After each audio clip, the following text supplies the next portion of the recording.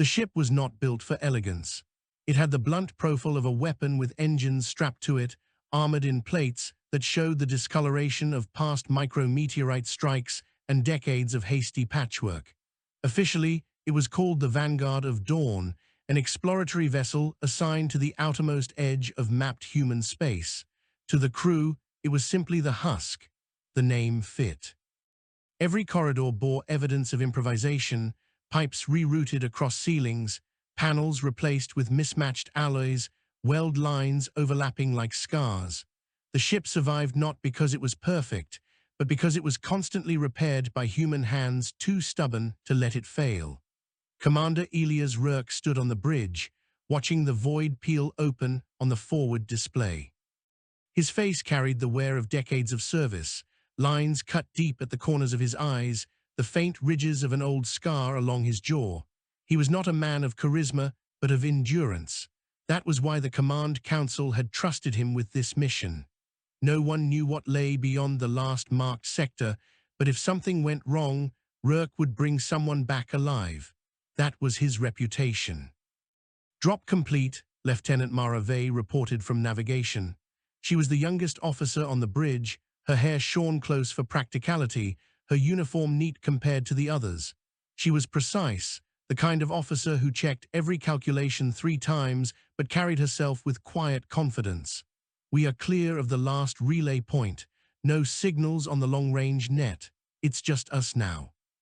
The bridge fell into the familiar silence of deep space travel, the hum of the reactors through the deck, the faint hiss of the air circulators. Out here, every sound seemed amplified, every silence a reminder that beyond the hull stretched nothing but a vacuum cold enough to erase any mistake instantly. Dr. Annika Strauss broke the quiet. If the probe projections hold, there should be a stellar remnant in this sector, a white dwarf with possible orbiting debris. It could serve as a candidate for extraction. She hesitated, brushing a stray lock of silver hair from her forehead. Unusual energy readings were logged by the probes almost a century ago.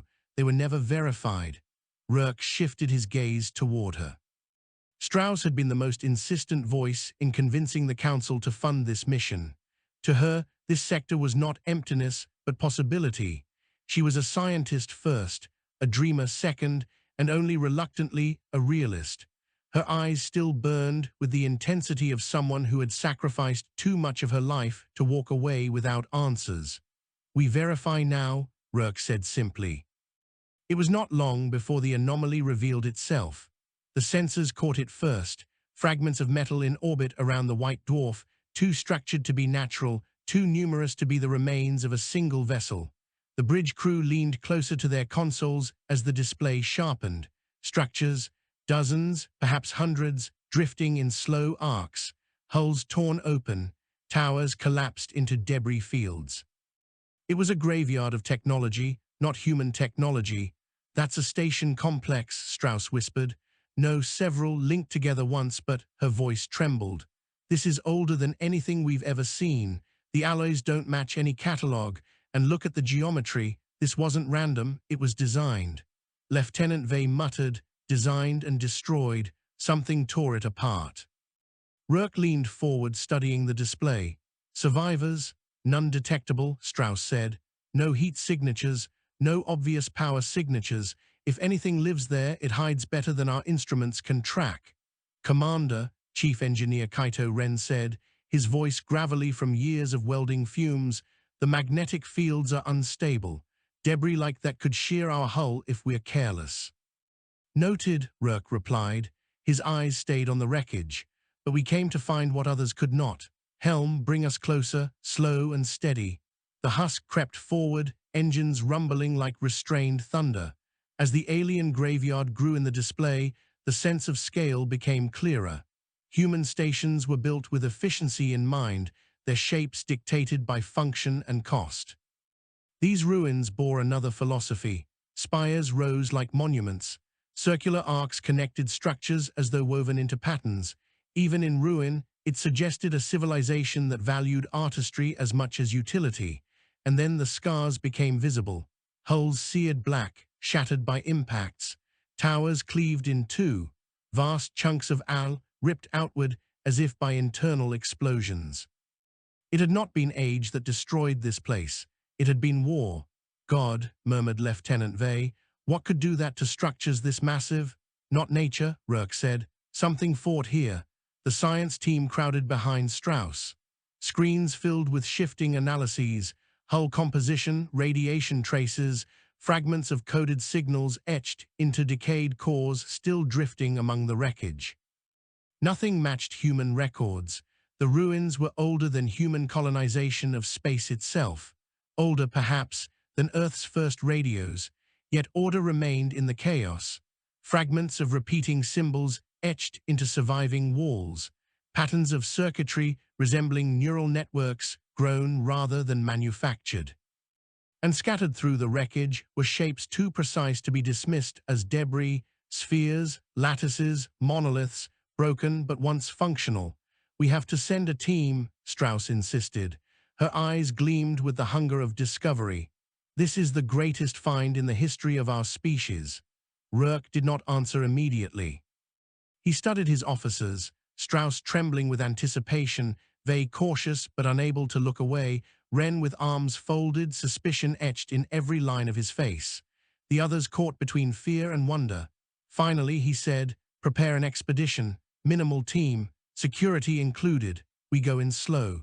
The orders rippled through the ship. Marines checked weapons that had never been fired outside drills. Engineers prepped shuttles for maneuvering among the debris.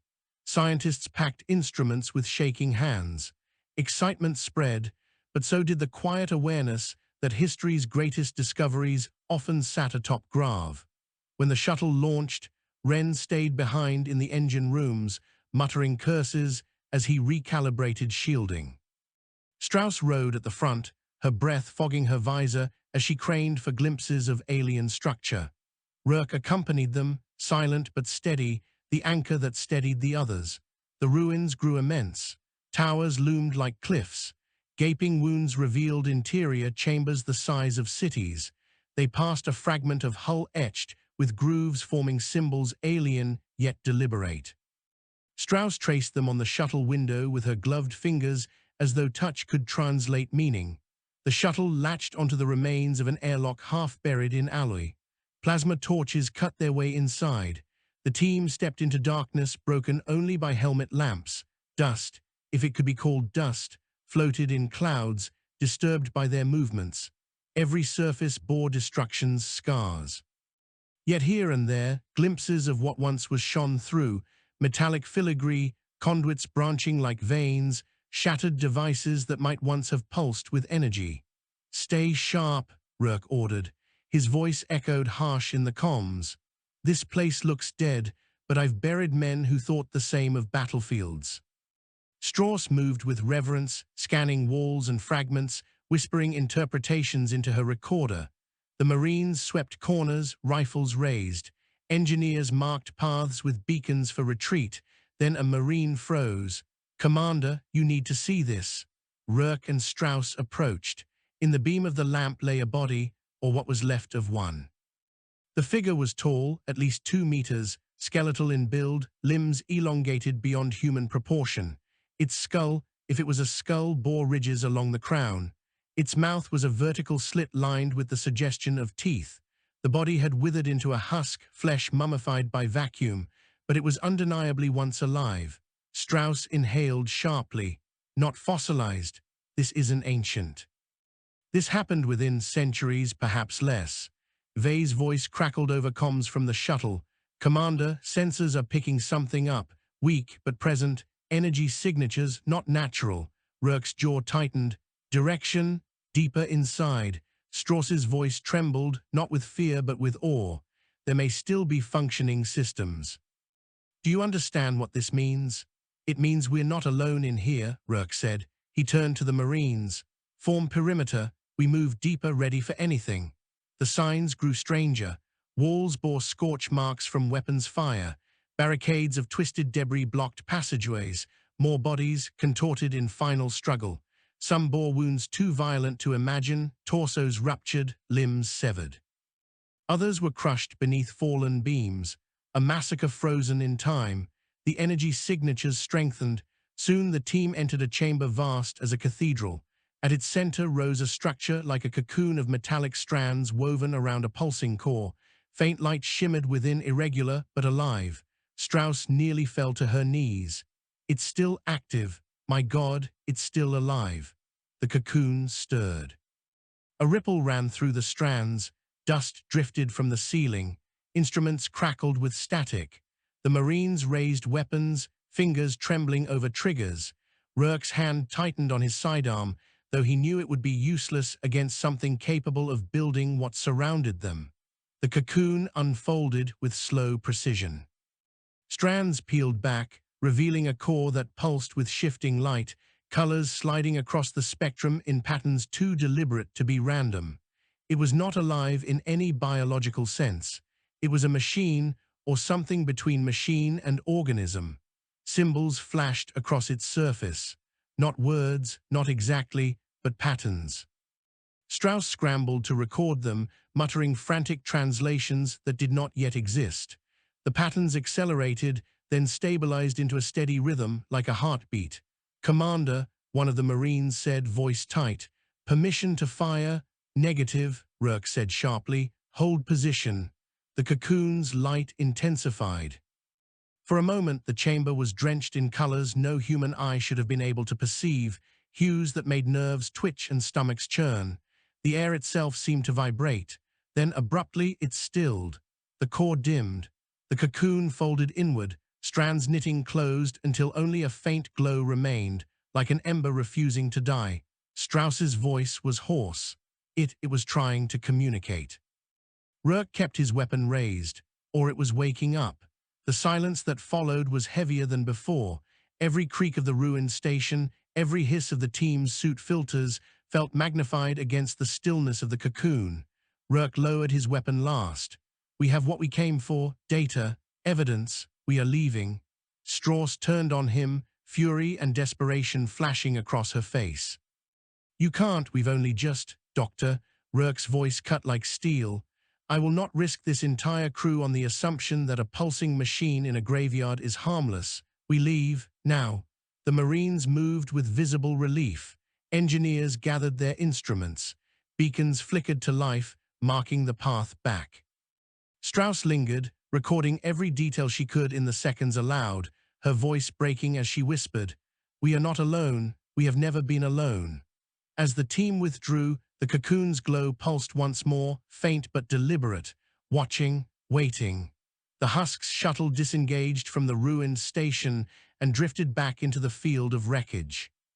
Behind them, the white dwarf burned cold and steady. The ruins remained silent, but silence in the void was never proof of peace. The Husk drifted at the edge of the alien graveyard, its hull lit dimly by the pale glare of the distant white dwarf. Inside, the ship felt smaller than it ever had. Every bulkhead seemed too thin, every corridor too narrow. The ruins outside had changed the crew, even those who had not set foot on the shuttle. Word of the cocoon had spread fast. Rumors crawled through the mess halls and engineering bays that the machine had spoken in colors, that it had moved like something alive, that it was still watching them even now. Commander Rourke sat in the command chair, reviewing the shuttle team's recordings. He replayed the cocoon unfolding, the surge of impossible light, the moment his instincts screamed to withdraw.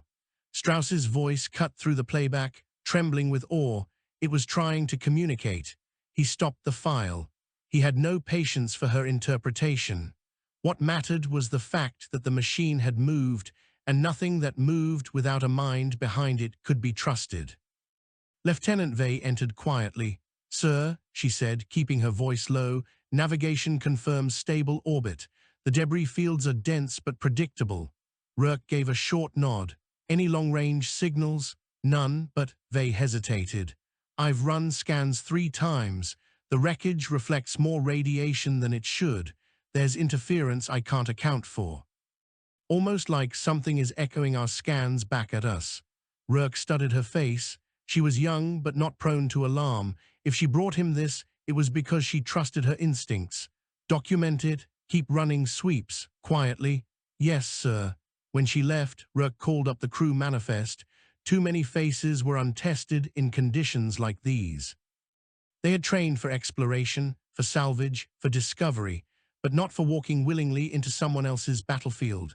He wondered how many would survive if it came to violence. He wondered if even he would. Dr. Strauss stood in the main laboratory, surrounded by fragments retrieved from the ruins, shards of alloy that refused to corrode under acids, circuitry so dense it resembled bone marrow. Symbols etched into plates of translucent material that flickered with residual energy when touched. Her assistants catalogued feverishly, hands shaking with both fatigue and excitement. "This was not a station for industry," Strauss said, pacing before the fragments. "Look at the design, the artistry. These were not utilitarian structures. They built beauty into their function. They lived here, they ruled here, perhaps they worshipped here." "Worshipped what?" one of the assistants asked. Strauss's eyes flicked to the recording of the cocoon on her display, something greater than themselves. The assistant swallowed hard. "Commander Rourke ordered us not to pursue interaction." Rage flared in Strauss's chest. Commander Rourke is a soldier. He sees only threats. He does not understand what this represents. This is not just another discovery. This is the key to who we are, to where we come from. The assistant shifted uneasily, but said nothing. Strauss forced her tone back to calm. She could not afford to alienate the crew. Not yet. Chief Engineer Kaito Ren hammered a spanner against a faulty panel until it sparked. He swore, then kicked the housing until it settled into place. Around him, the engineering bay hummed with tension. Crew members spoke in whispers, their eyes flicking to the displays showing the ruins outside. "You're all fools if you think this is some kind of miracle," Ren said, voice carrying over the hum of machinery. "Those ruins aren't a gift, they're a warning. Something built them, something destroyed them, and you lot want to dance in their ashes." One of the younger engineers, braver than the rest, asked, "But what if we can use it? What if there's knowledge there we can learn?" Ren snorted. "Knowledge isn't free. Every time humanity's dug into something it didn't understand, it's bled for it. This will be no different." He turned back to his console, but unease gnawed at him. The cocoon's pulse haunted his thoughts. Machines did not simply keep breathing after centuries of abandonment. Someone had built it to last. Someone had built it to endure. And someone might have built it to wake. The second expedition launched 2 days later. Rourke had resisted Strauss's demands, but pressure from the crew and from his own curiosity forced his hand. They needed more data before they could decide whether to remain or retreat. He authorized a larger team, 2 shuttles, a dozen Marines, a squad of engineers, and Strauss with her scientists. He went himself, because he would not let others walk into danger without him. The shuttles glided through the wreckage, weaving between shattered towers and drifting monoliths. Spotlights cut through the darkness, illuminating debris that tumbled like bones scattered across a battlefield. The ruins loomed around them, vast and silent. They docked at a structure deeper within the complex, one that appeared less damaged than the rest. Plasma torches cut through another sealed hatch, and the team entered. This time the interior was different. The corridors were wider, the walls less scarred. Strange glyphs lined the passages, pulsing faintly as if reacting to the humans' presence. Dust floated like mist. The air, thin but present, registered traces of composition too close to human breath to be coincidence. Strauss's voice trembled with awe. "This place is not completely dead. The systems still breathe." "Then we treat it like a predator pretending to sleep," Rourke said. "Marines, secure all junctions. Engineers, mark our path." They moved deeper, the silence broken only by the hiss of their suits and the scrape of boots on alloy. The scale was overwhelming. Chambers rose like cathedrals. Conduits branched like veins. It felt less like exploring a ruin than walking through the body of something enormous that still lived. Then they found the first barricade. Twisted beams had been welded together across a wide passage. Behind it, scorch marks pitted the walls. Bodies lay piled in heaps, alien forms like those seen before, their elongated limbs tangled, their skulls shattered. The barricade had not held. Something had come through. The Marines shifted nervously, weapons raised. Rourke studied the scene, his jaw tightening. This was a last stand. Strauss knelt beside one of the bodies, scanning the remains. These beings fought something. They died to hold it back. Whatever destroyed this place, it was not simple collapse. Before Rourke could reply, the engineer's instruments crackled. Power signatures, faint but moving, not static echoes, patterns shifting like footsteps in the dark. "Commander," one of the Marines whispered, "we've got movement." The words froze the team. Every helmet turned, lamps sweeping across corridors that seemed suddenly narrower. The instruments spiked again, closer. Then they saw it. From the darkness ahead, a shape emerged. It was not alive, not in any way the humans understood. It moved on jointed limbs, each step clattering against the alloy floor. Its body was a lattice of metal and light, its head a cluster of glowing lenses that adjusted focus with insectal precision. Scars covered its chassis as though it had fought countless battles and survived. It paused, scanning the intruders. Strauss whispered, "It's a guardian." The machine lunged. Energy flared from its limbs, slicing through the barricade remnants. The Marines opened fire, rifles spitting streams of accelerated projectiles. Sparks burst across the machine's frame, but it kept coming, faster than its size should have allowed. One Marine screamed as a limb impaled him, lifting him into the air before flinging him aside like a broken doll. "Fall back," Rourke roared. "Form line." The Marines regrouped, firing in coordinated bursts. Engineers dragged the wounded. Strauss recorded frantically even as she ducked behind cover, eyes wide with both terror and fascination.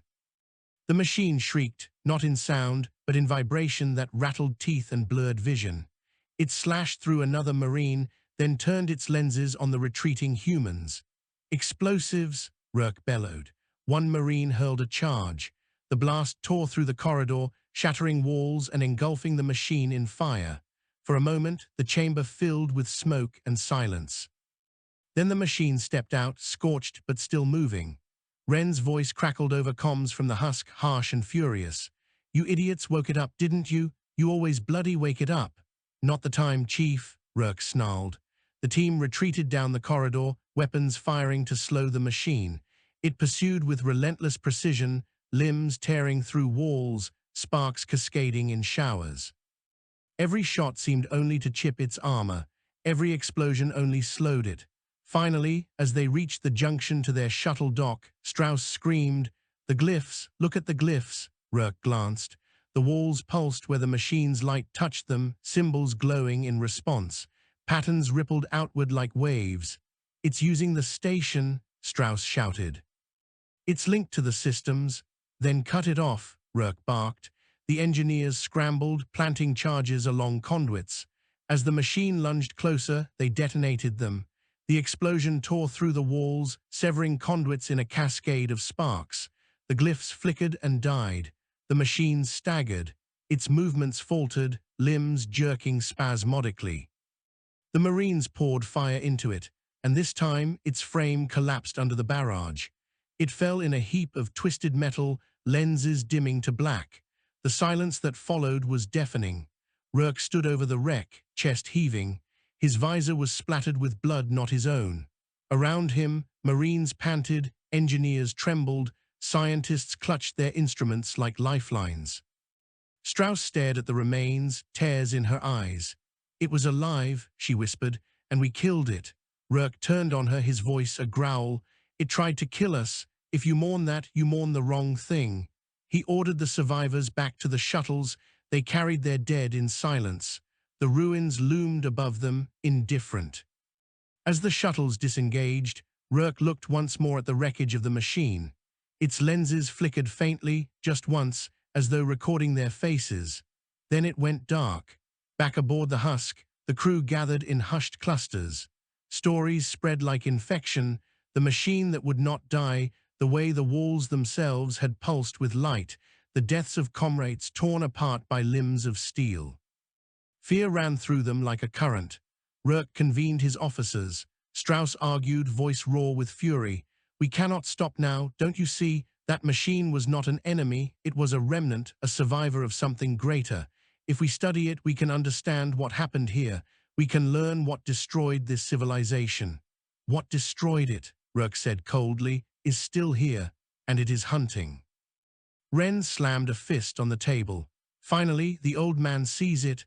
That thing wasn't guarding knowledge. It was part of the infection that gutted this place. You bring more of them aboard, we'll all end up corpses floating in vacuum. Vei's voice was quiet but steady. Commander, if the ruins are still active, more machines may be waking. The room fell silent. Everyone felt the weight of it. The ruins were not just ruins. They were a battlefield that had never ended. Rourke straightened, his face hard as steel. Then we prepare. Whatever killed them, whatever left this graveyard, it has not finished. And if it finds us, we show it what humanity does best.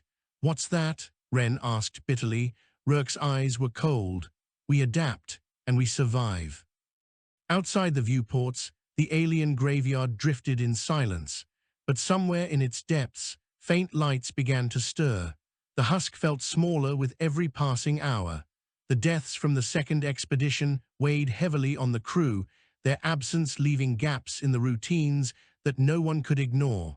Mess hall conversations grew quieter.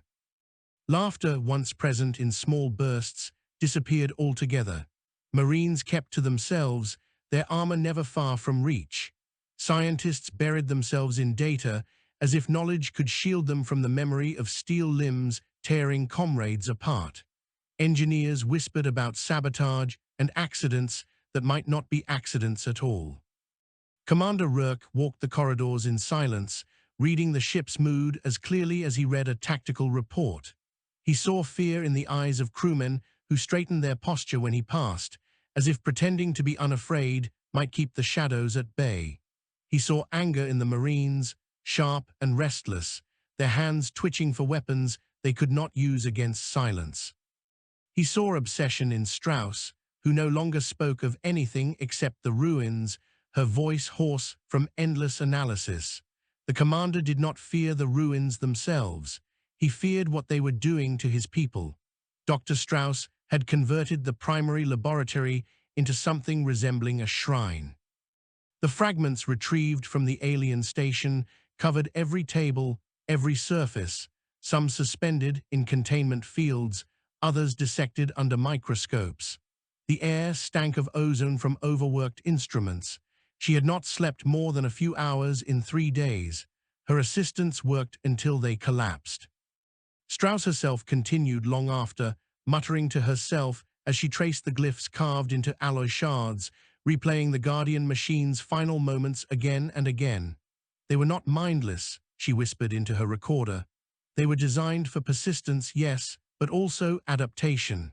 Watch the way its movements changed with each wound. It learned in seconds. It anticipated.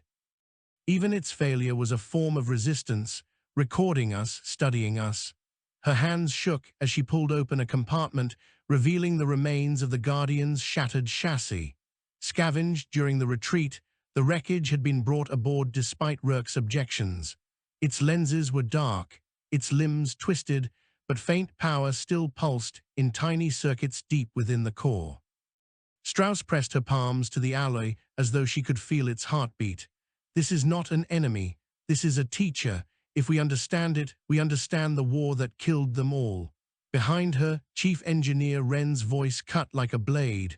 Or you wake up more of them, and we end up just like your teachers. Strauss spun, fury in her eyes. Do you think ignorance will save us? Whatever destroyed that civilization may still exist. If we do not learn, we cannot defend ourselves when it comes. Ren stepped closer, his face etched with lines of exhaustion and anger. You don't care about defending us. You care about glory, about being the one who unlocks their secrets, no matter how many bodies it costs. Her voice cracked. It already cost them. Are you so blind you can't see? If we don't learn, their deaths mean nothing. The two stared at one another, the air between them charged with more heat than the reactor coils.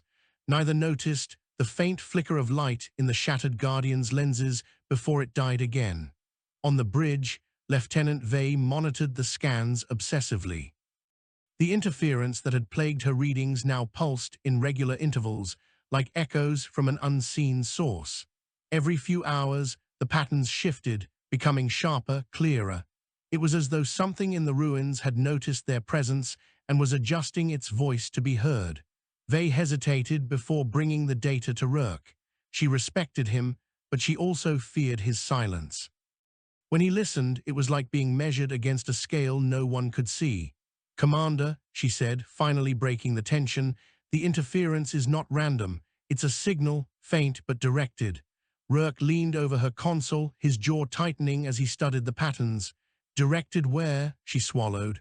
"At us. The frequency matches the husk's own emissions.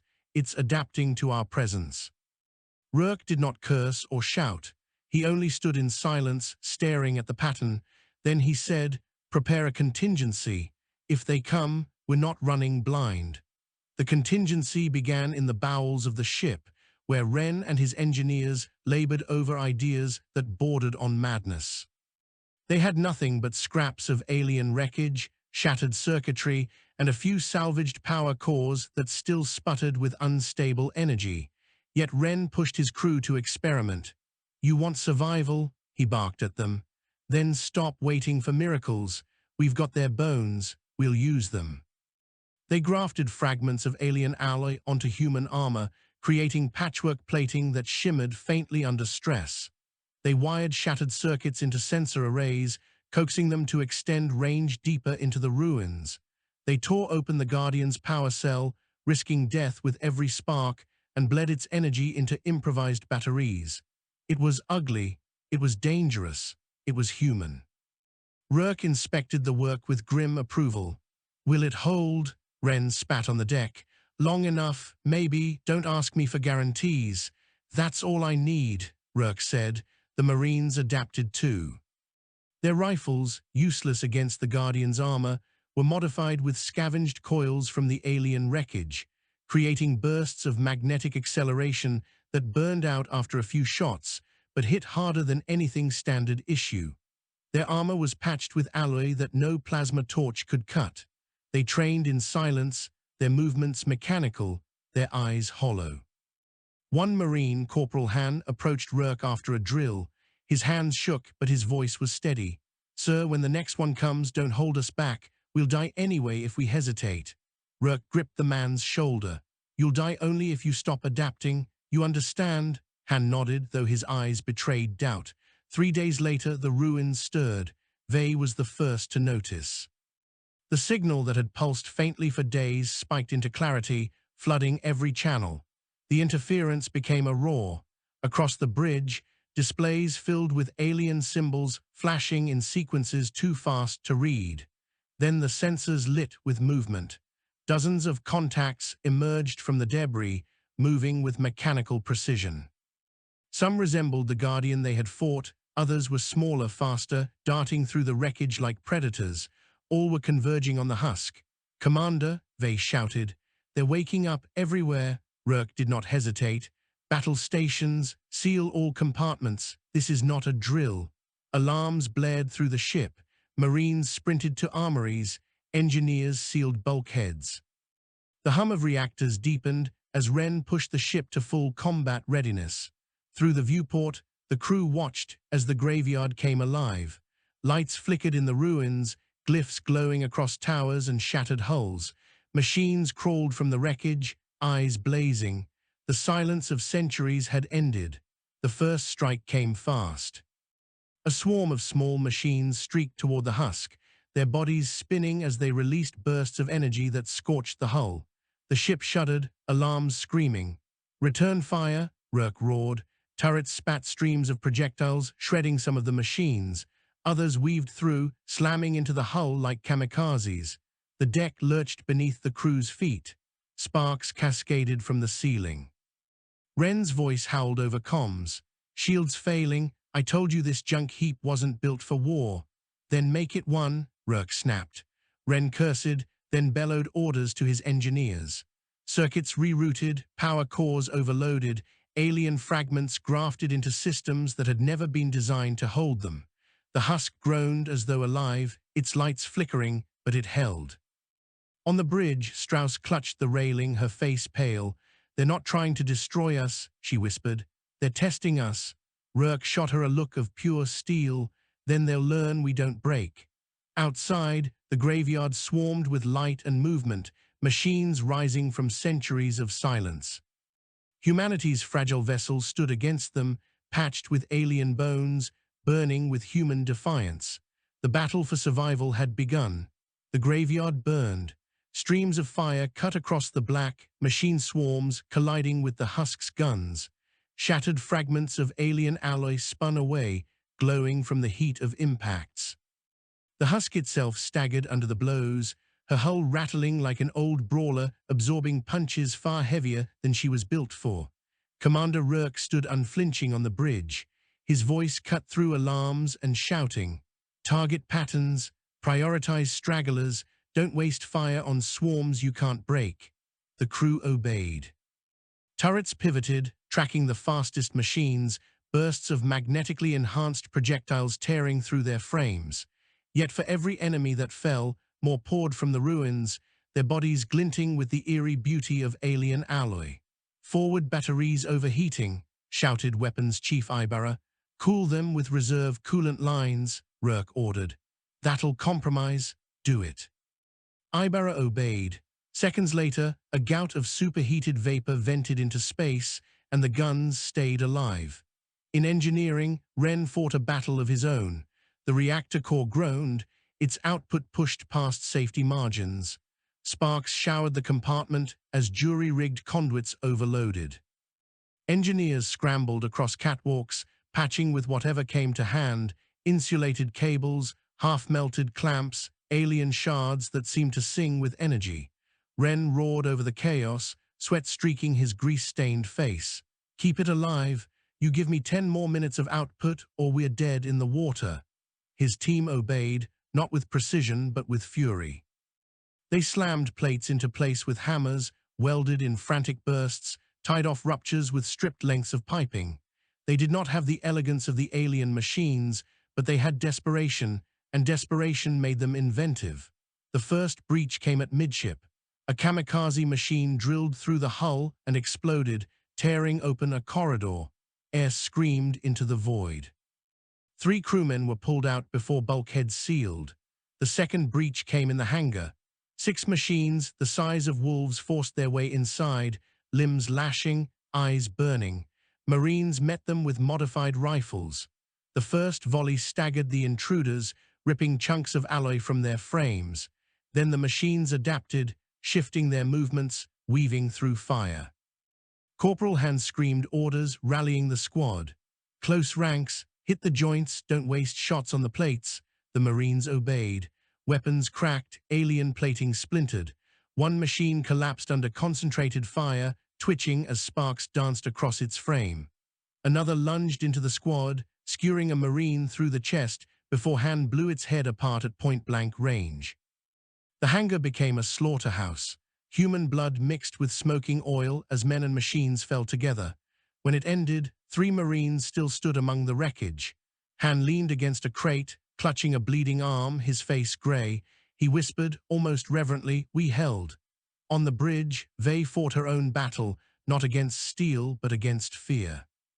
The alien signal pulsed across her console, filling every channel, symbols flashing faster than human eyes could follow. She realized with a cold shiver that the machines were not only fighting, they were communicating. "They're coordinating," she gasped. "Every unit feeds into a net. Each death teaches the rest." Strauss turned sharply, her eyes blazing with obsession.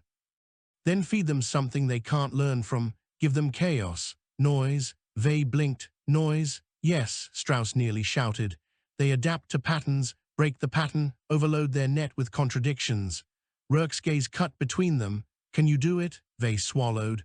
"Maybe. I can splice our comm array into the alien fragments we scavenged. Push raw data, every frequency, every code, all at once. It'll look like madness to them." "Do it," Rourke said. The machines pressed harder. Larger constructs emerged from the ruins, bristling with weapons that spat beams of searing light. One struck the husk's portside, carving a molten scar through 3 decks. Screams echoed as compartments collapsed. Ren's voice snarled over comms. "We can't take another hit like that. Commander, we need options." "You'll have them," Rourke replied. His voice never wavered, though sweat ran down his neck. He turned to Strauss. "What are they defending?" She hesitated, then her voice dropped to a whisper. "The core, the cocoon we saw, it wasn't just a machine. It was command, control. If it still functions, it's leading them." Rourke's eyes hardened. "Then we cut off the head."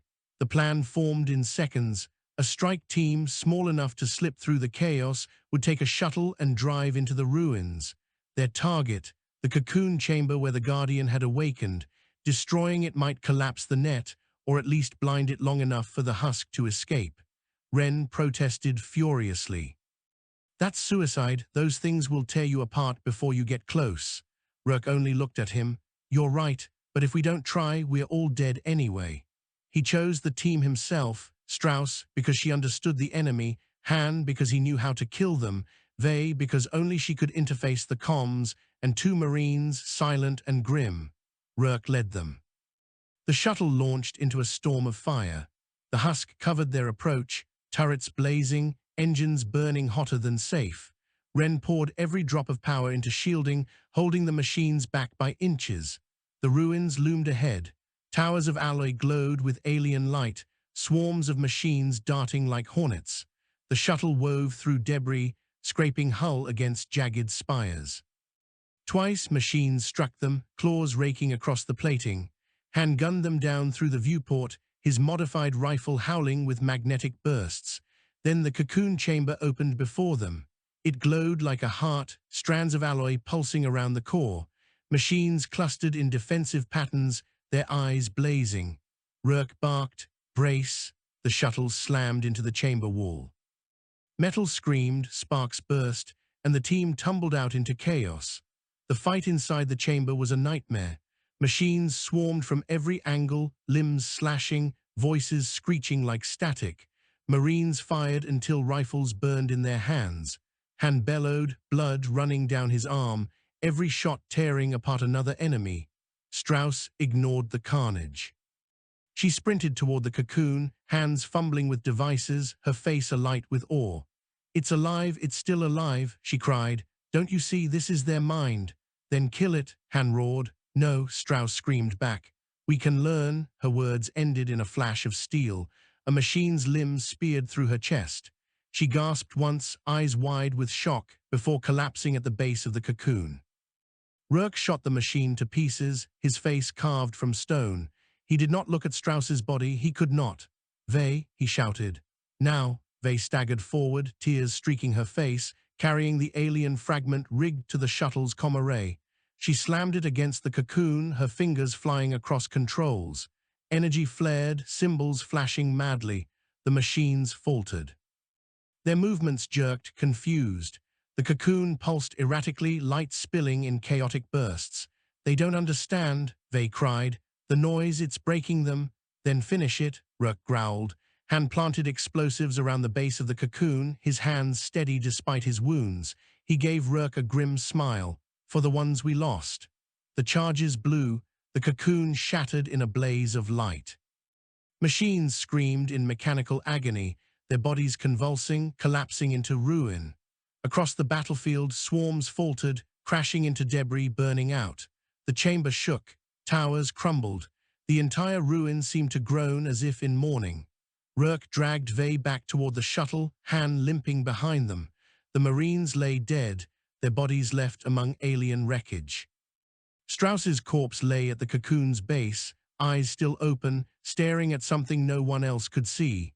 The husk nearly tore itself apart holding the line. When the cocoon fell, the machines went mad, attacking each other, spiraling into destruction. Ren saw the chaos through his consoles, disbelief etched on his face. "They did it," he whispered. Rourke's shuttle limped back into the hangar, hull scorched, engines coughing smoke. Survivors stumbled out, faces pale, eyes hollow. Strauss was not among them. Silence fell over the crew as they gathered, their losses heavy, their victory uncertain. The ruins still glowed in the distance, but the swarm was gone. Rourke stood before them, his voice rough but steady. We faced something older, stronger, smarter. We should be dead, but we are not. We stood because that's what we do. Remember the cost. Remember the fallen. And remember this, when the universe tests us, humanity adapts. The words echoed through the battered ship. No cheers followed, no celebration. Only the grim knowledge that they had survived where none should have. The husk turned its scarred hull away from the ruins, engines burning a path back toward human space. Behind them, the graveyard lay silent once more, its lights fading into darkness. But silence did not mean safety. Vey sat alone at her console, watching the last fragments of the alien signal flicker across her screen. The noise had broken them, but in the chaos, something else had answered. A new signal pulsed faintly, far beyond the ruins. Not broken, not confused. Listening, Vey's hands trembled. She did not tell the commander, not yet. The war had only begun.